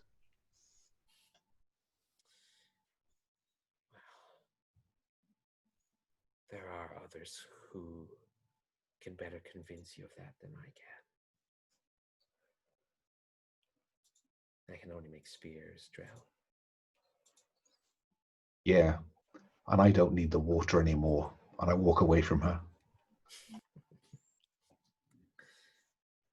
Gosh, I almost kind of want to end it there on that scene. Unless there's anything else folks want to do. But that's like in terms of like an episode framing, that that's a damn good ending. I do have maybe like one shot to finish off. It's another like cutaway back to the ballroom. Unless there's anything else people want to do, because I did say I would turn back to Yannick if there's anything else. Oh, I'm good. cool. All right, that's a really good ending. Okay, so here's kind of like the stinger. Let's say credits happen, and the stinger for next episode is the the ballroom is being decorated. It's much livelier now. The cobwebs are being freshened up, and uh, Morvel is there limping, yelling at some servants to like get these floors polished. And we get like shot of like the big bulky Ron Perlman, who does have a name. His name is Marquis Creighton, the Master of Ceremonies, kind of like watching from like the top of the ballroom as these statues are placed the all over the ballroom, and we get like a lingering shot of this statue that has these rather distinctive like necklace on them, and then we cut to black. Oh. You bastard. Well, we're nearing the end of the session. You have to fire off that. You have to fire off that Chekhov's gun. Oh, Stephen, because you weren't here in the opening. What we established is that like, one of Drell's memories, when he had to run off was like, someone who thinks is his mother. Hold on, what did you write down your notes? Remember my mother's beads as she hid me among the roots of a sacred tree on the edge of the village. So there's that. And we kind of established as well with Darren's character that like they were party to freezing a bunch of people in statue. One of them might have had those beads. Just to like explain the context of that. It's been a callback we've been waiting for. Yeah. Yeah, so that will close this episode of Brinkwood. Tune in next time for the rip-roaring finale as everything comes crashing down to everyone as we go into a lovely party and hope things go well. Cool. So I'm gonna stop recording. Thanks very much for watching, YouTube. We'll see you next week.